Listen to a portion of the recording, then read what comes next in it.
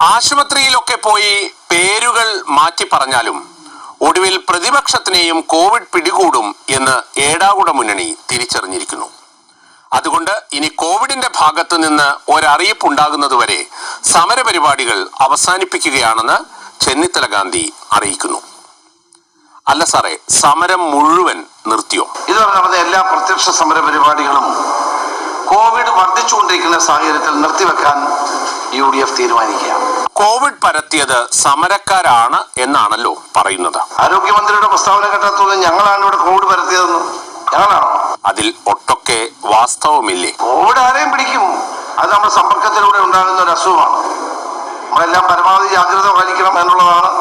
അതിനകത്ത് രാഷ്ട്രീയമായ ചേരുതിരിവൊന്നുമില്ല. ആരെ വേണേലും ഇത് പിടിക്കും. അപ്പൊ അതുകൊണ്ട് നിലവിലെ സാഹചര്യങ്ങൾ കണക്കിലെടുത്തുകൊണ്ട് UDF പ്രത്യക്ഷ ആൾക്കൂട്ടത്തോടു കൂടിയ പ്രത്യക്ഷ സമര പരിപാടികൾ തൽക്കാലം വേണ്ടെന്ന് വെക്കുന്നു. ആരോഗ്യമന്ത്രി ഭീഷണിപ്പെടുത്തിയത് കൊണ്ടാണോ സമരം വേണ്ടെന്ന് വെച്ചത്? അത് കാരണമല്ല.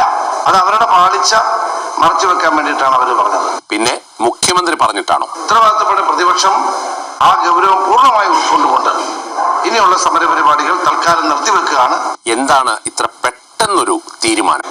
നമ്മൾ പ്രതിപക്ഷം സമരം ചെയ്തുകൊണ്ടിരുന്ന പ്രതിപക്ഷം തന്നെയാണ്.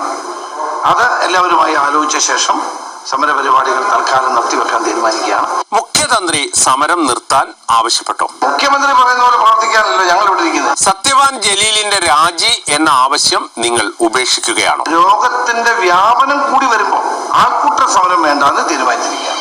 അല്ലാണ്ട് ആ ഡിമാൻഡിൽ നിന്ന് പുറകോട്ട് പോയിട്ടില്ല. സമരത്തിൽ